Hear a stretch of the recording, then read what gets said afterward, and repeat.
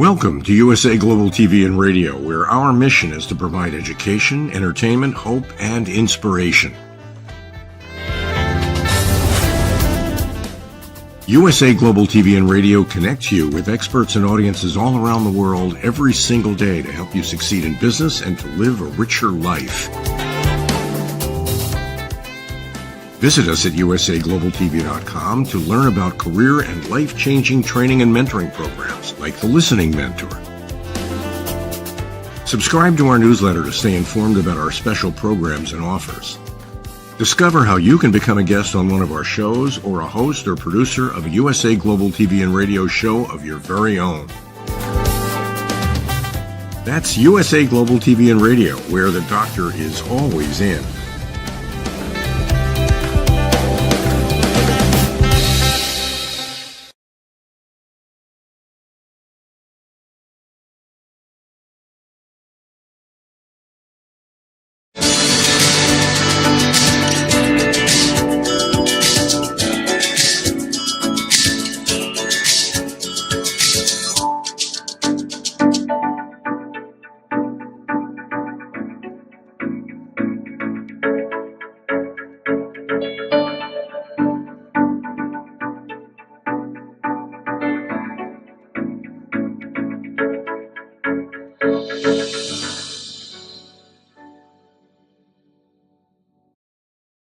Hello, beautiful soul family, and welcome to Weekly Wisdom and Insights, your home for spiritually guided transformation and empowerment. I am your host, Dearjames, and together with the unseen, Spirit, Source, and Symphony, we look at the current energies, the intuitive wisdom and insights, and we go as guided. And we have beautiful energies. We are working with a lot in this episode as we close out October. We have the sun that entered Scorpio on the 23rd of October, Neptune returning to Pisces on the 22nd of October, the Libra new moon that happened on the 21st of October. We have a grand water trine, and we're looking at the 3-eye atlas. All of this culminating because it's heading somewhere big. Welcome, Kiki. Welcome, Alicia. And let's just jump in. I want to look at the astrological chart first. We're going to begin there. This is the chart for the Sun enters Scorpio, which occurred on the 23rd. And the interesting thing was this instantly said to me, and I'm going to bounce between these, but it instantly said to me, this slingshot, bullseye, and then bullet point of entry. Welcome, Heather. And so as you look, you see there in the circle in the center, there's the red lines. At the top, it's Jupiter. You come down to the kind of lower left, it's the symbol for the sun. Go across to the bottom right, that's Pluto. So the sun is squaring Jupiter, squaring Pluto. These are confrontational or frictional aspects that need release. And there's a loose opposition between Jupiter and Pluto. The sun, it's the one that's pulling back the slingshot. And the sun is the life force. And then it goes directly across and it hits its bullseye. And that bullseye is right there. When you look across, you see Neptune, and the descendant is right at that anaretic degree of 29 degrees Pisces. That is the end of the astrological season, year, element, and the beginning of the new. Aries begins the new. So there's this aspect of the fact that the slingshot, the sun is at the apex, pulling back. It hits its bullseye, and that this bullet point, this point of entry, well, a bullet point can mean to highlight something in a spreadsheet or in a presentation. It's the little parens with a dot. This was speaking more of like all of these energies are culminating, all of this building, this massive changing that we've been speaking about, and it's going to hit its bullseye. It's right at that degree from the old to the new. And with that, it brings us to our main theme. I'm going to go backwards a little bit, but our main theme is truth and transformation. The eternal light shines brightly. So this hitting the bullseye is about, the revelation of truth, transformation, and how we move beyond where we've been and you see this beautiful ribbon. You're going to see that it looks like water, waves of light, the ribbons of light. You're going to see that theme playing out in these energies in this particular episode. And so truth and transformation, the eternal light shines brightly. And let me just go to what eternal light. So spiritually, eternal light generally symbolizes a divine, enduring presence, truth, and guidance that illuminates the path to spiritual understanding and hope. It represents God or the divine's constant presence, Christ's guiding light, the enduring nature of spiritual truth, and the inner light or spirit that individuals are meant to cultivate. The meaning varies across traditions, but the core concept is one of everlasting spiritual illumination that dispels darkness and ignorance. So it signifies the perpetual presence of the divine, which is always there, even during dark times. The light represents divine truth and guidance that leads individuals toward knowledge and spiritual clarity. You're going to hear the words chaos and clarity in these energies. Many traditions suggest that the eternal light is also within each person, a spark of divine light that needs to be cultivated and reflected outwards through one's actions. This is about remembering. We exercise our minds, we exercise our bodies, we exercise our nutrition. When are we exercising our soul, our divinity, our light? And to remember that it too needs care and attention and exercise to be robust, to be fully present. And lastly, it's a symbol of hope and salvation, a promise of a blessed existence, and a way to be rescued from sin and darkness. And in some contexts, it can represent an enduring legacy of knowledge or faith, divine wisdom. In Christianity, Jesus is the light of the world, an eternal light that offers salvation and guides believers. His followers are called to reflect this light through good deeds. In Judaism, the Ner Tamid, the eternal flame, in synagogues symbolizes God's continuous presence. Some also interpret the command for light continually as a reminder for individuals to constantly rekindle their own inner dedication to the divine, to God, Allah, Buddha, the all that is.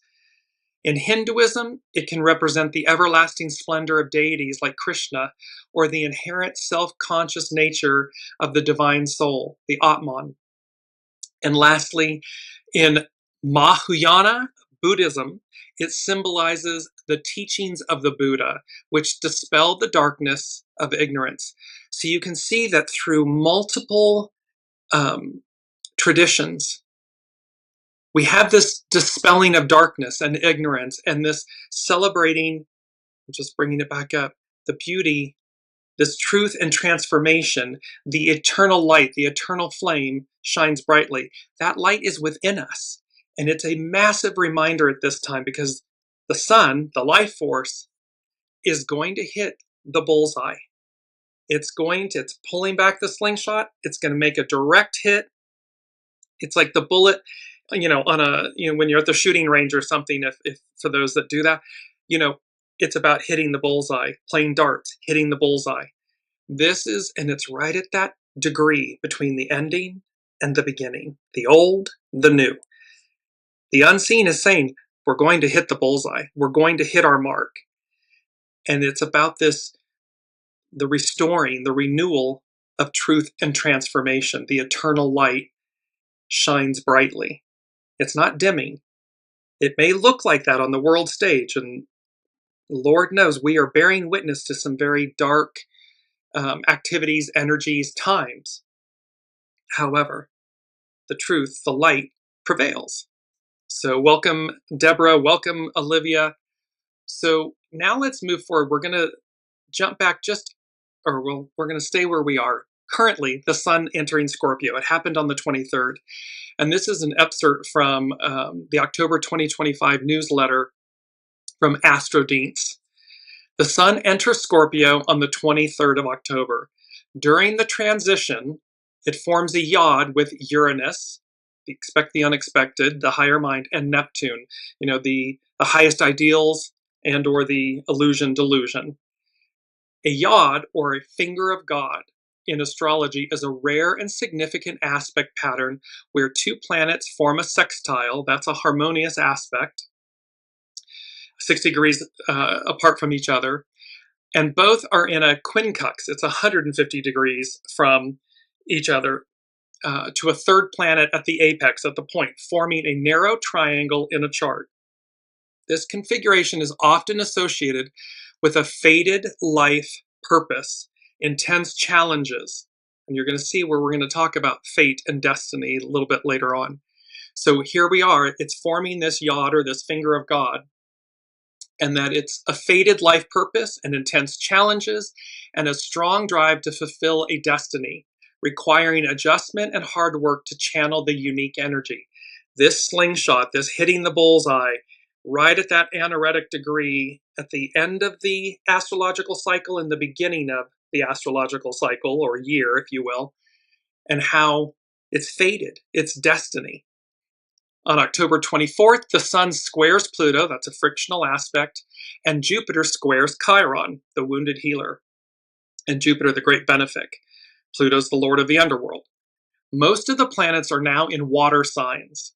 A grand water trine forms between October 24th and October 28th, so this just occurred. Mercury, Mars, and Lilith are in Scorpio, Saturn and Neptune are in Pisces, and Jupiter is in Cancer.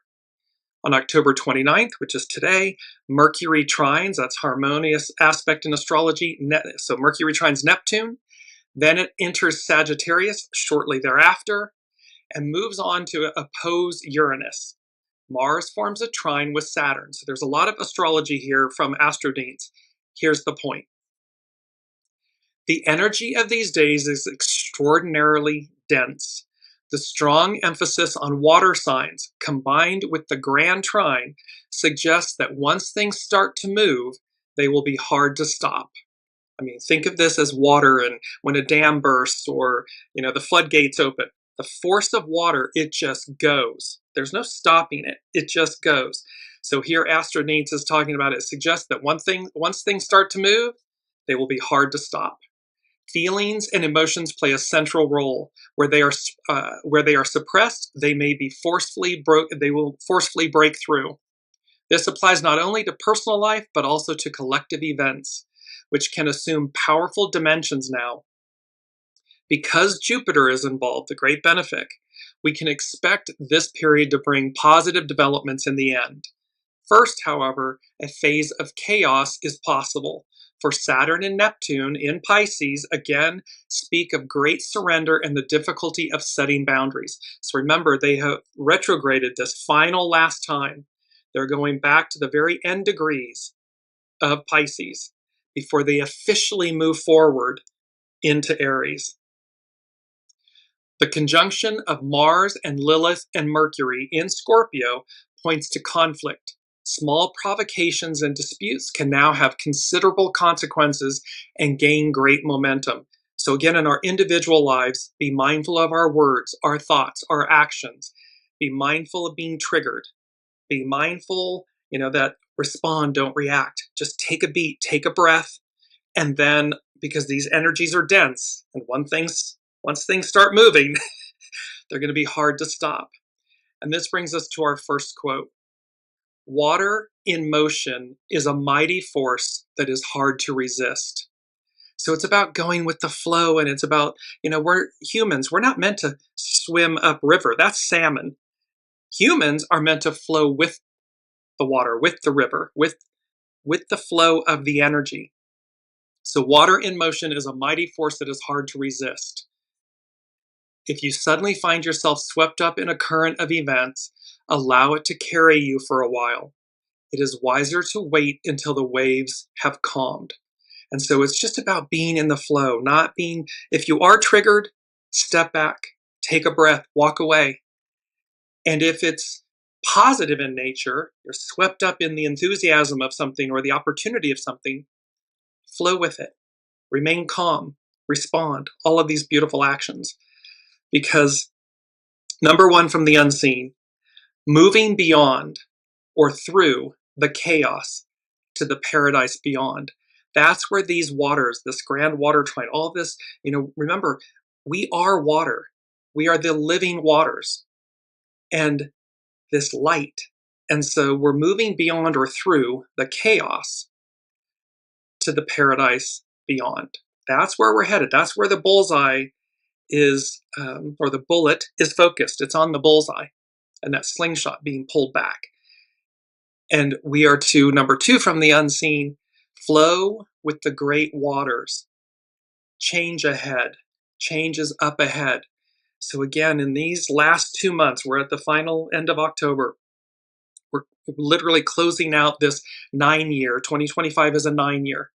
And so we're closing that cycle out to begin this whole new, and look at the shift. I mean, by February and April of 2026, all the major planets have shifted into their new signs. And for those 5 planets to align at this time, click, click, click, click, click, to do that simultaneously in this short 14, 16-month window hasn't happened in eons, astrologically, as above, so below. So it's to recognize these massive shifts that are taking place. In the beginning is the end, in the end is the beginning. And we're witnessing the collapse of the end. They're trying hard to hang on to the old. However, there is a force greater than humanity. There always has been.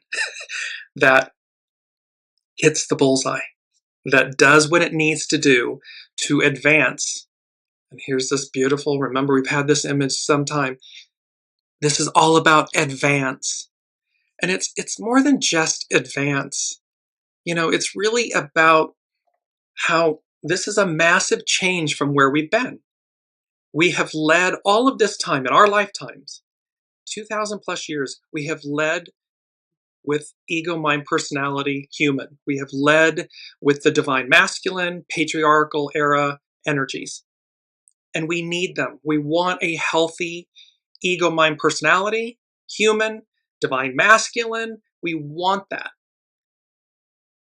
However, we want that in service to, in concert with the divine feminine, the matriarch, this intuition, the soul guiding us, leading us, it being the light that illuminates, that leads. And so this exercising of the soul, this is where we come back to recognize that, we have one. We have a soul. That soul is connected to source, to the divine. It knows all. Might we listen to it? Might we follow it? Might we go as guided? And then utilize the creative force, the divine masculine, the purity of it, to take action, to actually bring it to life. But it's where we've been is we forget the soul, we forget the divine, we forget our soul source connection. We demonize it, we diminish it, we leave it out. And then we have 2,000 plus years to say, well, how's that working out? Where's that gotten us? And we're witnessing where it's gotten us. The height of the height of the height of corruption, of shadow, of goo. And they know. They know. You can feel it. You know that the clock is moving, the time is shifting. And thereby, it's they would put a human being in a cabinet and they turn it would start blowing wind and cash would start flowing all over the place. And they're just trying to grab as much of it as they can and stuff it in their pockets. That's what this moment is like. And yet it's futile. Because you can never satiate that lack. That's what it is, it's lack. So there's no way to, satiate that lack. The way through, soul source connection, the divine, your light, your divinity, and moving and shifting willingly into the new. That's where real abundance lives and resides. Let me just, number 3 from the unseen is a prism of light awakens you, awakens all. And this brings us to our mantra. I awaken in the new.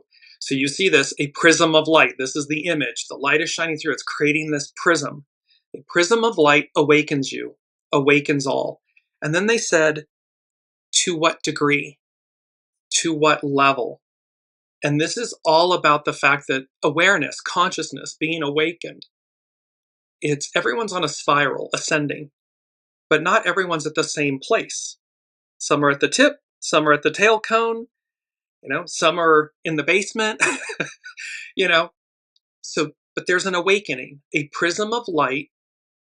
And remember, the light, it's, in traditional references, being blinded by light, being transformed by light. And it brings us to our key word. Let me just get to that really quickly. Our key word here, transfiguration. A complete change of form or appearance into a more beautiful or spiritual state. A metamorphosis, an exalting, glorifying, or spiritual change. A striking change in appearance or character or circumstances. In Christianity, the transfiguration of Master Jesus is an event described in the New Testament where Jesus is transfigured and becomes radiant in glory upon a mountain. So this is about, the alchemy, the transmutation, the turning base metals and elements into gold. And you notice the image was silver and gold. It represents the divine feminine, the divine masculine. So we're talking about how the light, truth and transformation, transfiguration, massive changes in humanity, in our experience. Welcome, Colleen. And she's speaking about empathy and compassion, and about people being starved and so forth. So yes, again, remember, with the height of the shadow comes extraordinary chaos and, oppression and suppression and just cruelty, because they're terrified. They are cleaving to a way that is leaving, and they know it is leaving.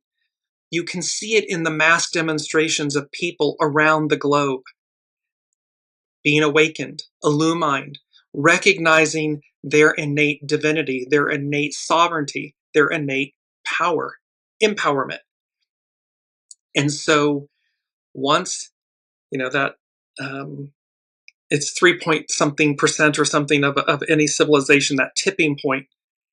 But again, it's to remember that the divine, the unseen, is saying to us, truth and transformation, the eternal light shines brightly. It hasn't gone anywhere. It's present. Everything's purposeful. We have to allow things to play out. Because again, it's not to forget. When the height of the shadow, the goo, is so loud, so in your face, the counter, it's Newton's cradle, and that counter, for every force or for every action, there's an equal and greater reaction or response. It's to remember that the height of the goo awakens people. It awakens them to say, I don't want that. I don't like that. I don't want that for my fellow human being. I don't want it for myself. And it awakens people. What they believe they're doing is controlling the narrative, controlling. But the higher octave, the unseen, the divine says, no. You believe you're in control, but that's not true. We are. And that is true. Mother Nature, man can construct something, wipes it out in a mere second. So it's to remember we're the guest, not the host. It's to remember our divinity, our co-creation, and how we co-create with the divine. But it's in concert with it, and the divine is your soul. It's your soul source connection. We see what happens when we fail to do that. When we act solely from our divine masculine, patriarchal, ego mind personality selves, it's not pretty. It's not congruent. It's inharmonious. It creates dis-ease. That's where we find ourselves. And so now let me take us to astrobutterfly.com. And they are speaking about the new moon in Libra. Who's afraid of Virginia Woolf? On October 21st, we have a new moon at 28 degrees Libra. So this just occurred. And we're adding these all together because all of these energies are culminating. They're playing out.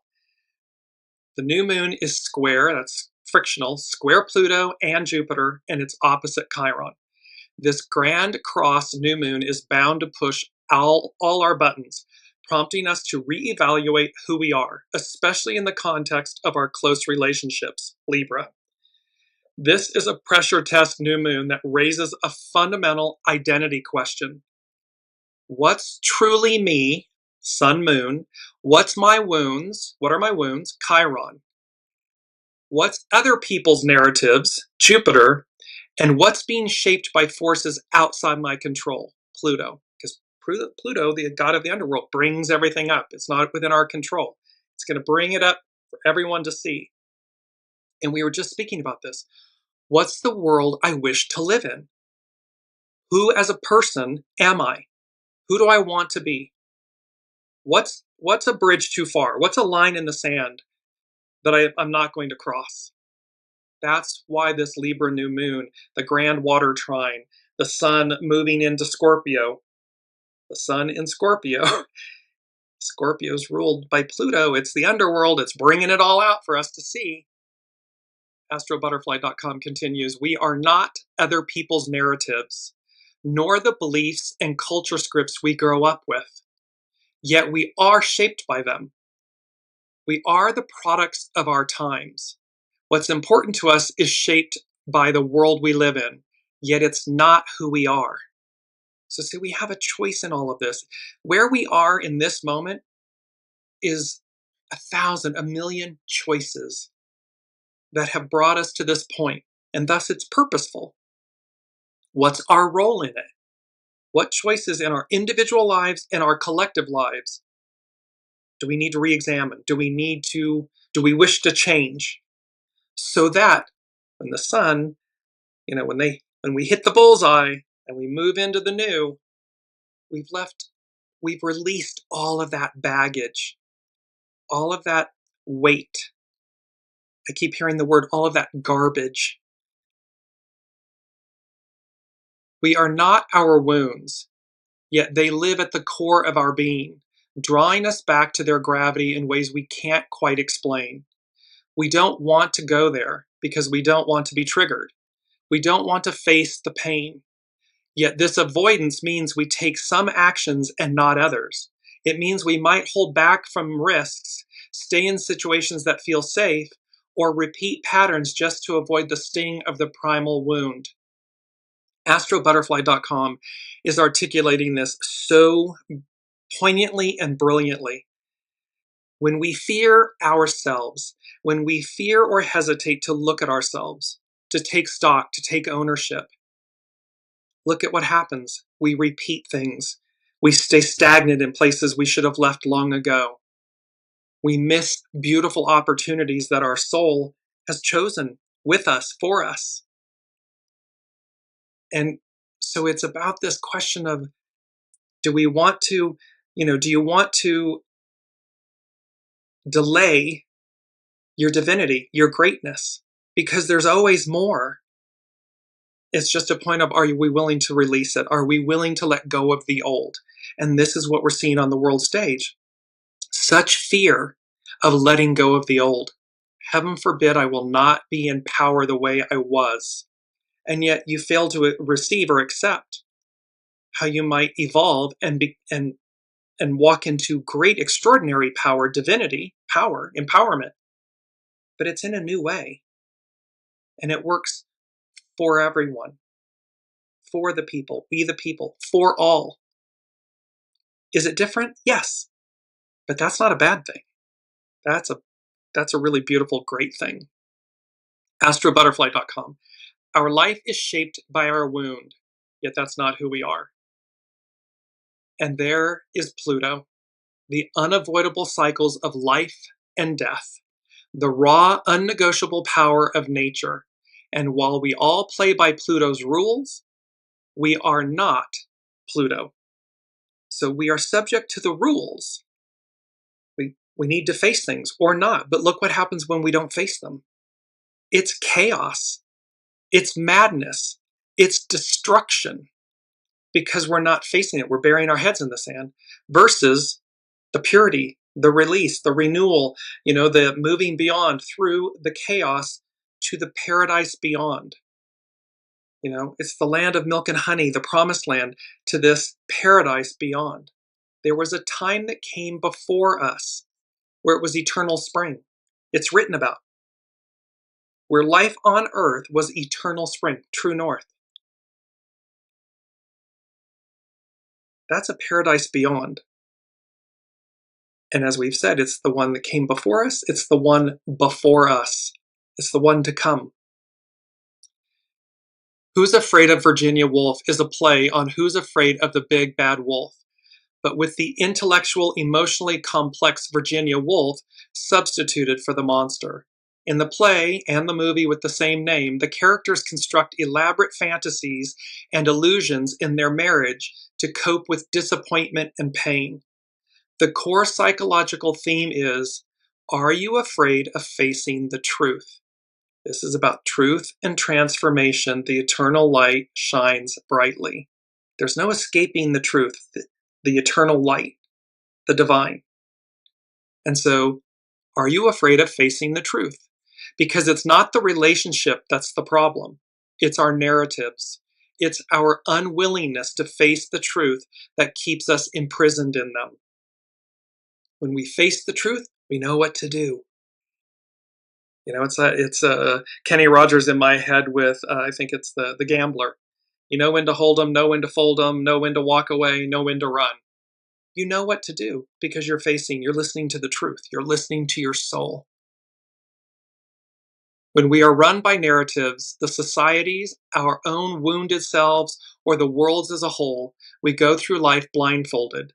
We move from one relationship to the next, but the cycle keeps repeating, the same scenario replaying again and again, because of course it's never them. It's always and has always been about us. It's an inside job. Everywhere you go, there you are, that idiom. It's when we face ourselves, then know thyself. We know ourselves and we recognize that it's not them. They're a character in our play. It's always going to be us and what's on offer for us, for me, individual, collective. And it's not in the sense, this is astrobutterfly.com, not in the sense of who's right or wrong, and not even from the perspective of whether we should be in a relationship or not, but in the sense that our own awareness is the only thing we truly have control over.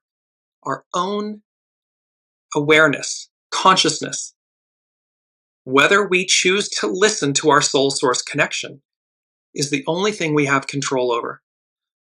Do we choose to go as guided, or do we choose to ignore it, to dismiss it? And that internal compass, that internal connection is your true global God positioning satellite, global positioning satellite. It knows what you're to do or not do, as the case may be. And are we listening to it? And in conclusion, astrobutterfly.com, the new moon in Libra invites us to look at ourselves and life as it is, to have the existential courage to cut through outdated narratives and meet what's real without the safety net of illusion. This is just getting real with ourselves. This is where we are. The sun, slingshot, bullseye, this moving beyond or through the chaos, because that's the choice. Do you want to remain in chaos, confusion, destruction, doubt, fear, lack, limitation? Or do you want to reach the paradise beyond? And it's about how you do that is flow with the great waters, the living waters, the light that is within us, our divinity, our divine selves. Flow with the great waters.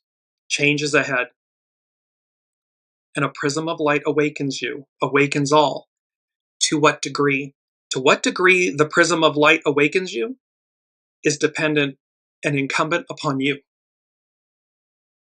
Step up, get in the flow, face the music, so to speak. Look at all of these things that need to be, empty the vessel. All of these things, those are choices.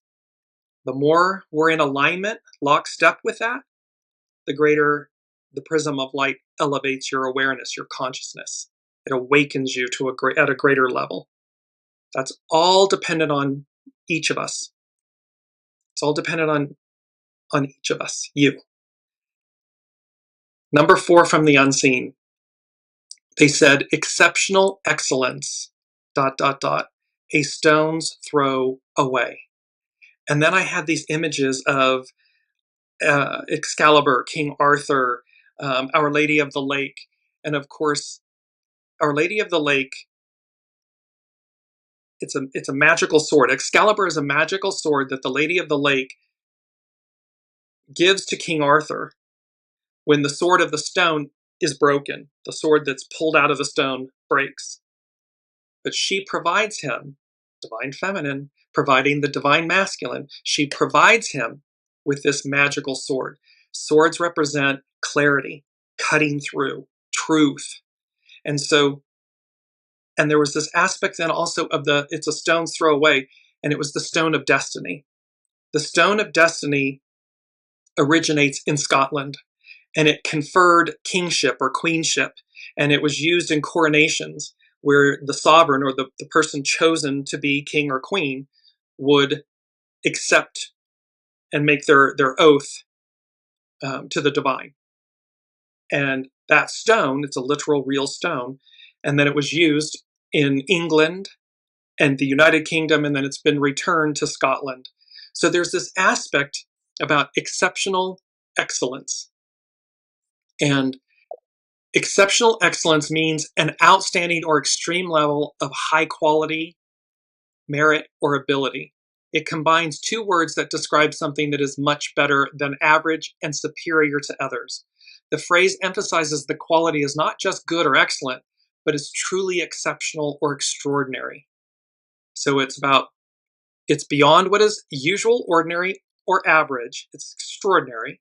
The state of being extremely good or superior or of high quality. And the phrase suggests that combined, this exceptional excellence, the phrase suggests a level of performance, quality, or virtue that stands out significantly, even among other excellent examples. It's number 4 from the unseen. It's foundational. This exceptional excellence, ... a stone's throw away. So there's a beautiful, what the unseen is saying. They're talking about a paradise beyond, living waters, the light, the eternal light shines brightly, hitting the bullseye. You can see where all this, it sounds very mystical, magical, otherworldly, and yet again, as we've said many times, it doesn't make it any less true. It does not mean that quality, that exceptional excellence, doesn't reside within all of us. It does. We simply need to choose it. And that is an individual and a collective choice. One is not incumbent or, on the other. We can individually choose it. And to what level? But it does require that we face, the Pluto, the Sun in Scorpio, we face all of the goo to recognize, my self-doubt, my self-confidence, all of these things that are weighing me down or holding me back, or they came from my upbringing or however it may have come, or, from society and so forth. It's like they're showing me like a really heavy, wet animal skin, just soaked, heavy, and going, ugh, and just taking it off and thunk. Well, then we stand in our divinity, in our divine nature, our nakedness, our nudeness, because we've taken that burden and laid it down. It's no longer ours. And Alicia is speaking about the stone of Scone. And so we have, yes, in the King Arthur and the Stone of Destiny and all of these mythical, and they're mythical, air quotes mythical, but they're also historical. So when we look to the United Kingdom and England and Wales and Ireland and Scotland, and if you've ever, Scotland, Northern Hebrides, I don't know that there is a veil. It is so mystical, magical, otherworldly. So if you've not been, don't delay. It is It is something for the richness of the soul, and that too will awaken you. Let me now move to, we are going to go to North Point Journal, and she is speaking about the 3-Eye Atlas. This is Pam Youngins, the astrologer at North Point Journal. And she said, in July of this year, an astronomer reported the sighting of an interstellar object moving through the night sky. An interstellar object is different than a comet, which originates from somewhere within our solar system. So comets originate from within our solar system. Interstellar objects originate outside of it. Big deal.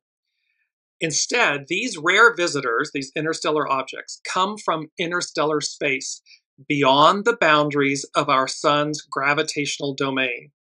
This new interloper, which was given the name 3-Eye Atlas, is only the third interstellar object recorded in modern times. So it's only the third time, extremely rare. And we spoke about this either last episode or the episode before about Comet Lemon, Comet Swan, and 3-Eye Atlas, this interstellar object. Scientists are surprised by the physical characteristics of 3-Eye Atlas, which are highly unusual, even for an interstellar object. It is extremely massive, up to 3 miles, 5 kilometers in length.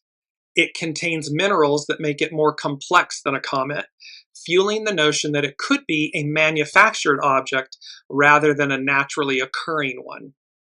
It's getting even more mystical, magical. We're at here's Halloween. I'm trying to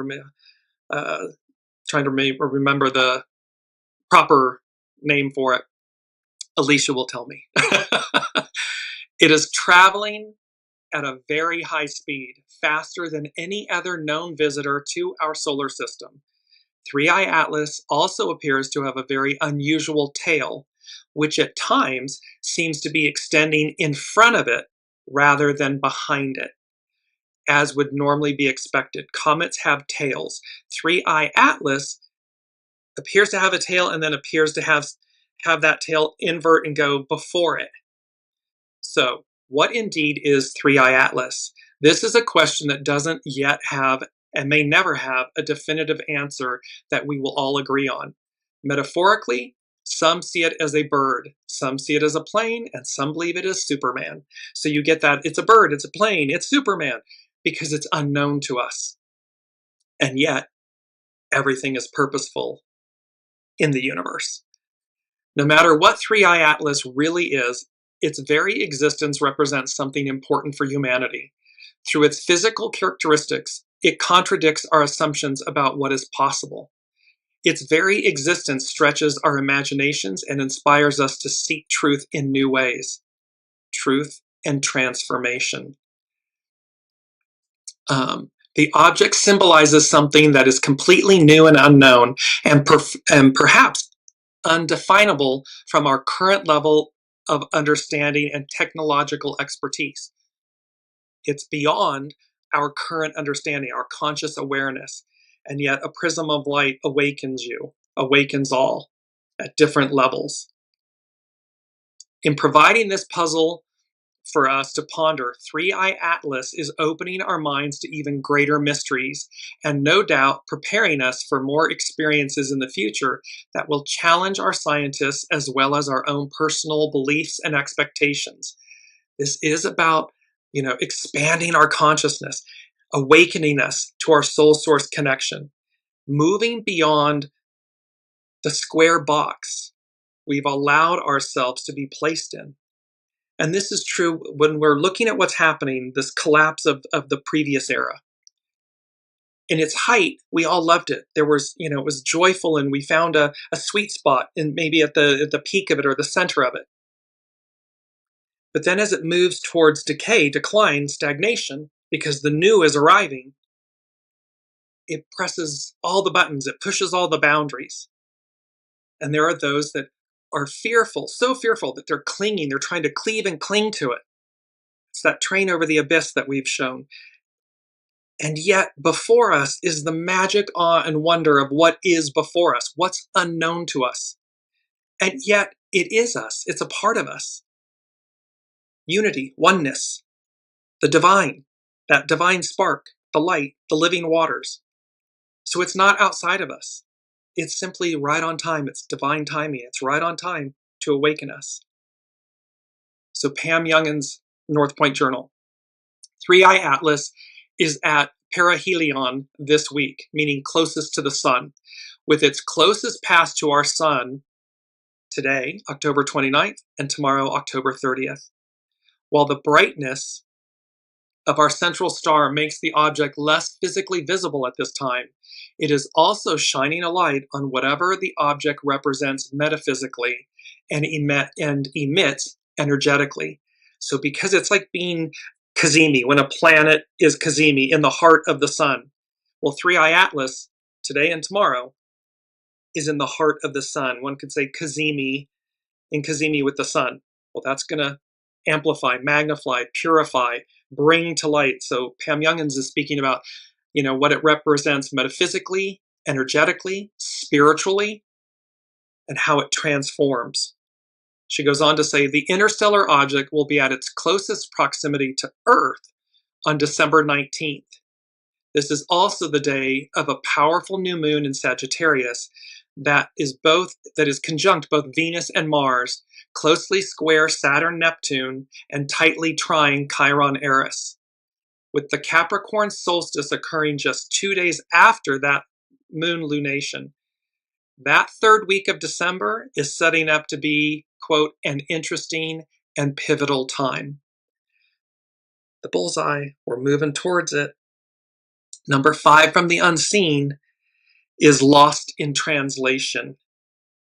Clarity returns, revives itself.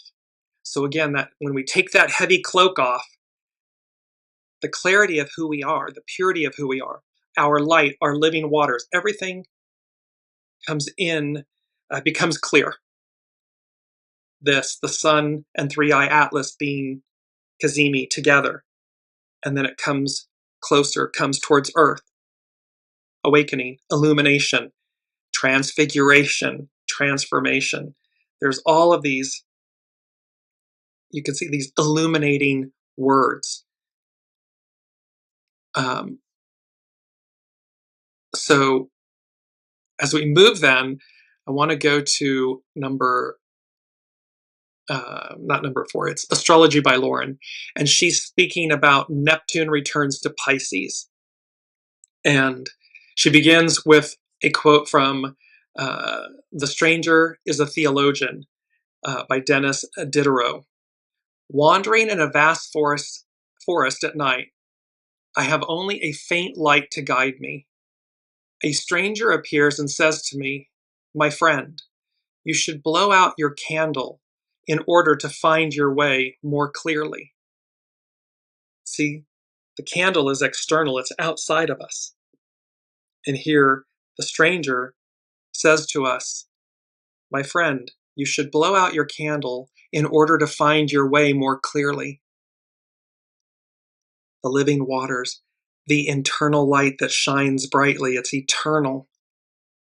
This is talking about our soul, the wisdom of our soul, the illumination of our soul. That light that knows all, that will guide you perfectly. And when we individually extinguish that external candle, that external light, to listen and go as guided from our internal light, it's a game changer. It's a whole new world. It's a whole different way of being. And that's where we are. That's what's before us. So Astrology by Lauren. On September 1st, Saturn returned to Pisces for some unfinished business. It is still wending its way back through the latter degrees of the sign until it finally stations on November 28th. While here in Pisces, there can be this experience of things fading and departing, of needing to tie up some loose ends, of things being sloughed off and released. That was snake medicine back some episodes ago. As a result, we could find ourselves floundering, trying to find something recognizable to hold on to while the tides keep shifting us back and forth. You see all of these references to water, to light, chaos, clarity. and this shifting us back and forth. This is a very uncomfortable feeling as our usual structure, rules, and systems fade. They're collapsing because new ones are arriving. On October 22nd, Neptune also returned to the very last degrees of Pisces, where it will remain until January 26th, 1/26/26. Like taking a deep dive into the murky waters of the past, we are being drawn back to assimilate, to process, and make sense of what once was.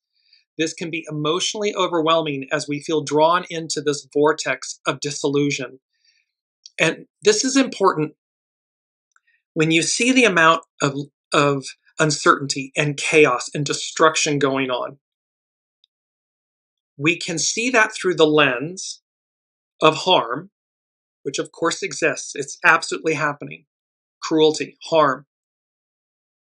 And we can equally see it, this rapid destruction of the old systems, the old ways. Because this is fast moving. These energies are happening, boom, boom, boom, boom, boom. By early, April of 26. All of this new energies, the planets have shifted, they've moved. So my point is, this isn't a slow roll. This isn't going to be decades or centuries and so forth. This is happening in a very compressed, dense energies, compressed 16-month window. And so it is to look beyond the surface, to align with the purity of the new, this purity of your divine nature, your souls, so that you're right on time, hitting your own bullseye when it all occurs, when these energies shift, as opposed to cleaving and clinging to the past. It's about being in the flow. Number 6, from the unseen. Follow God, the divine, the unseen, to your rightful destiny. I'm going to come back to Astrology by Lauren. Rightful destiny refers to the belief that one has a preordained and proper purpose in life, often seen as a divine plan or a natural culmination of their efforts. It speaks to us always knowing there's something I've come to do. My soul knows. It knows what it's come to do. And so it's this culmination. It combines the idea of a preordained future with the idea of personal agency or effort in achieving it, suggesting a purpose that is both divinely appointed and realized through individual action, beliefs, and hard work. See, this isn't just we sit back and do nothing. No.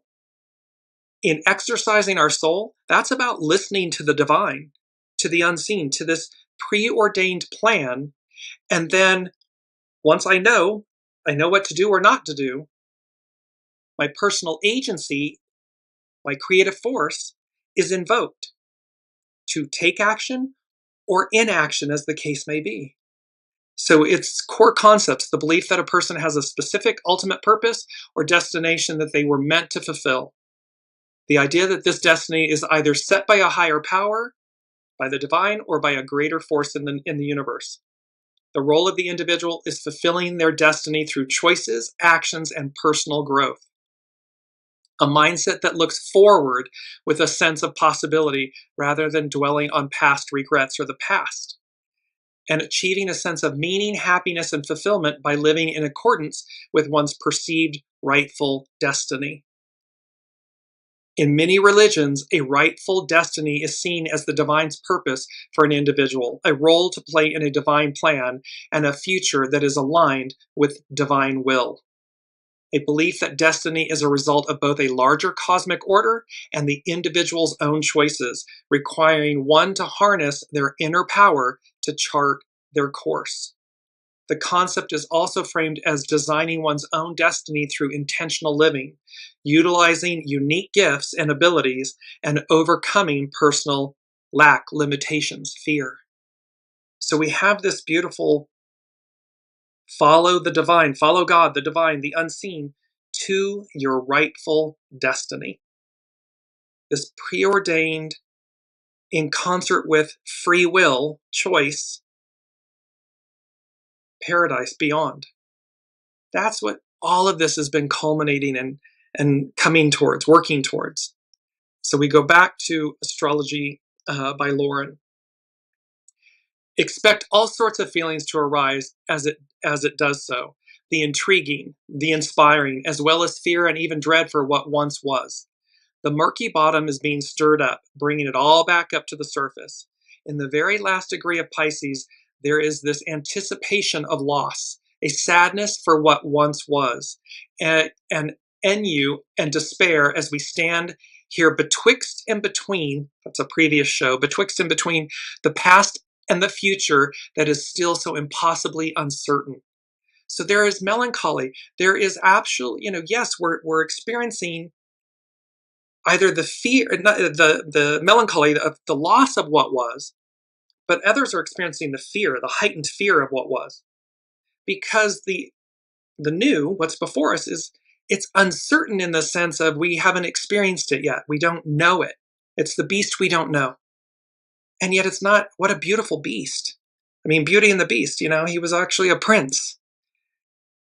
He was transformed by love, by light, and restored, clarity and all of this restored, because he had to experience his insufferableness, his arrogance, his hubris, his entitlement.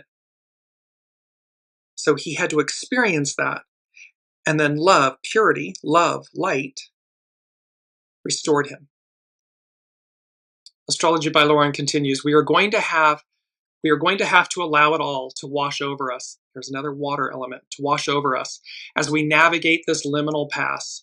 Just know that even in the face of loss, it is not the form, but the essence of what once was that matters in the end.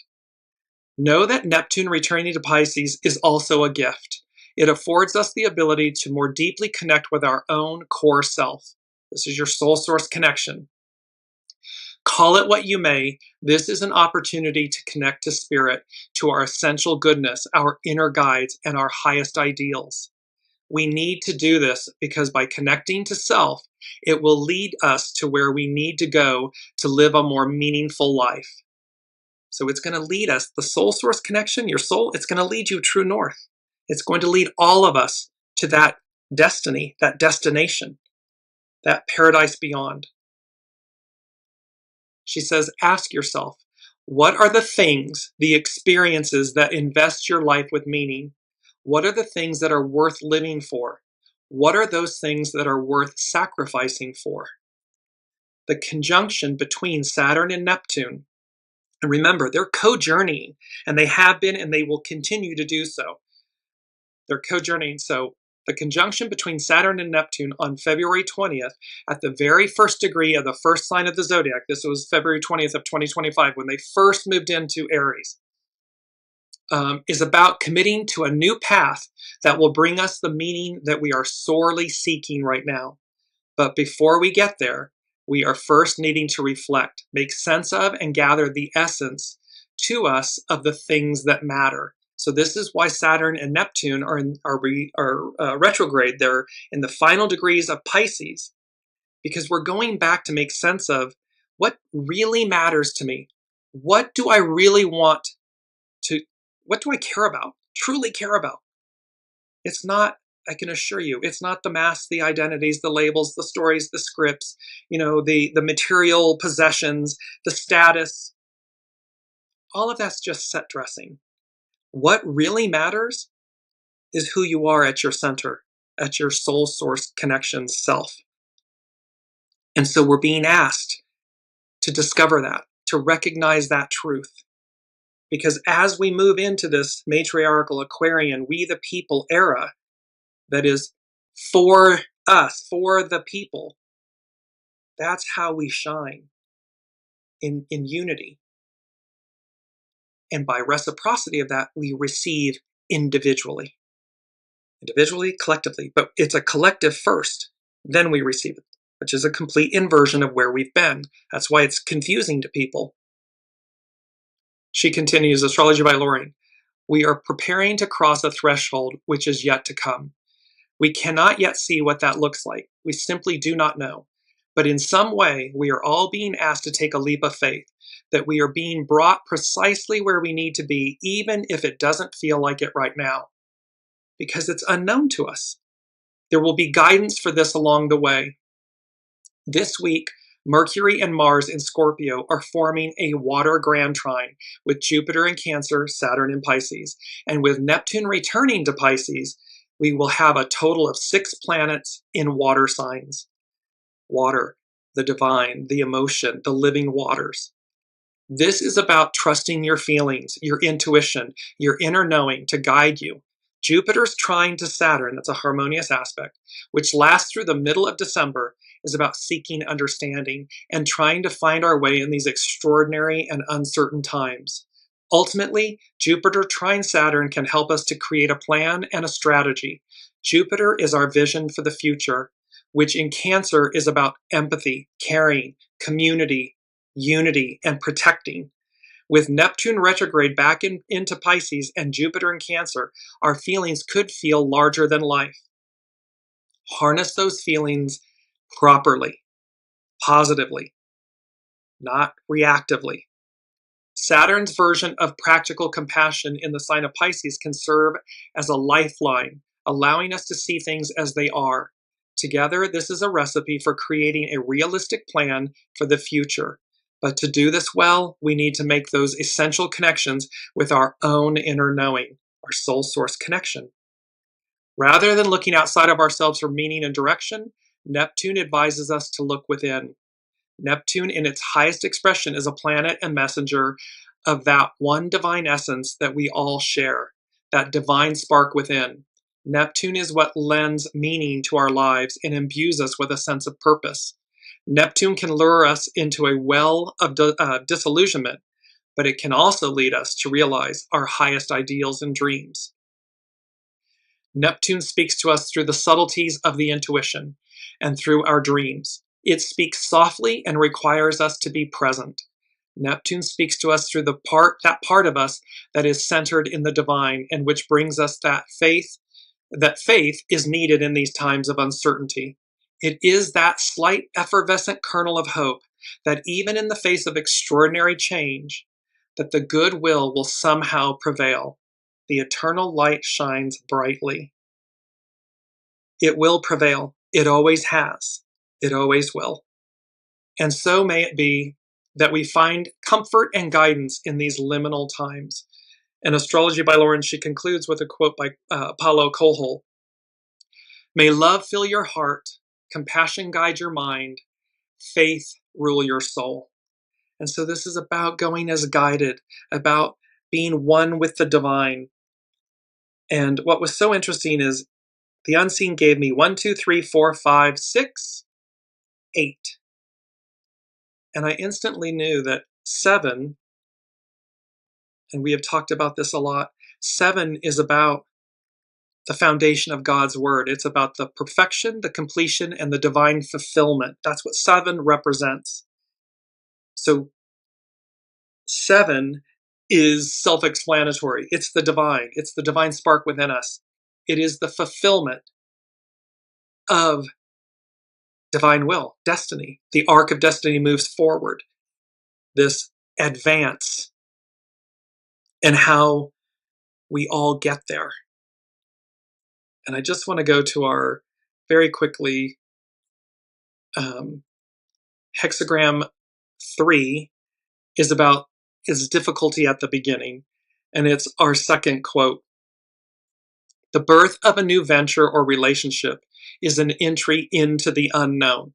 That is what we all are doing on a collective scale.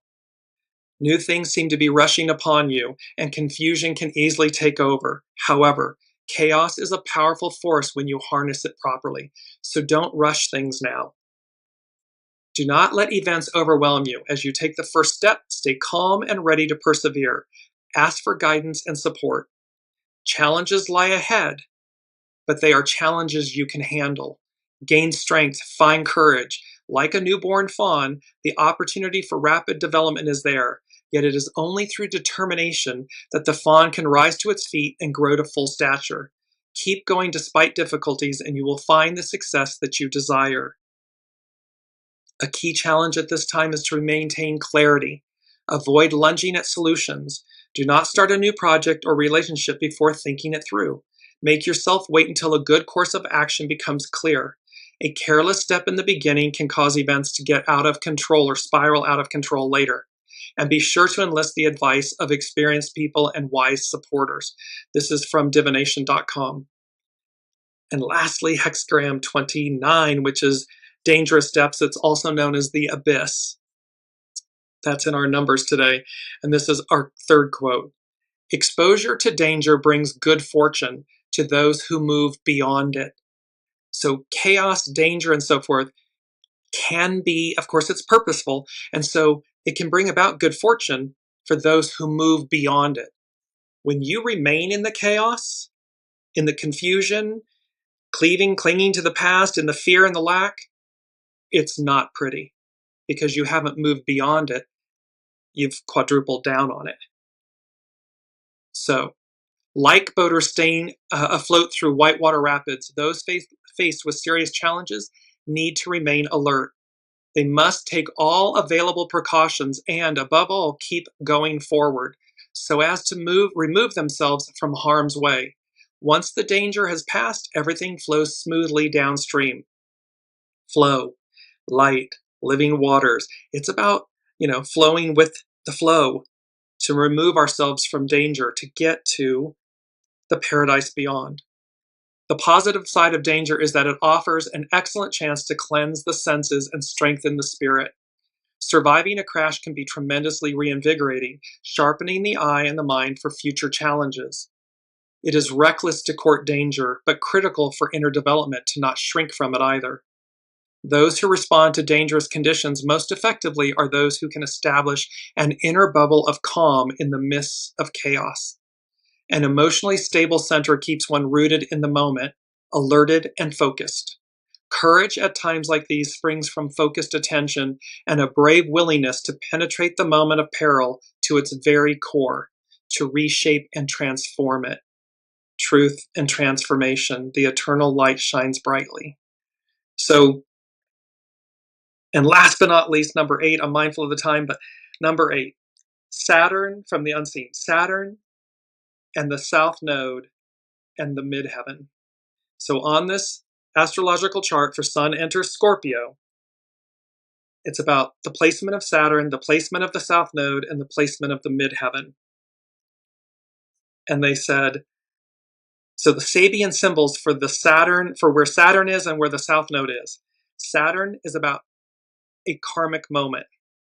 The South Node is about a karmic confrontation. And the Midheaven is hour of decision. H-O-U-R, hour of decision. So what we recognize is that this Sun entering Scorpio at this moment, the bullseye, the slingshot, the bullet hitting its mark, it's a karmic moment. It's a karmic confrontation, confrontation. And it's an hour of decision. It's time in that aspect. So as we watch, again, all of these energies, three-eye atlas, all of these things that are occurring at this moment, it's the host, the master weaver, the all that is, orchestrating all of these beautiful events, karmic moments, confrontations, events, and they're going to hit the bullseye. They're not going to miss.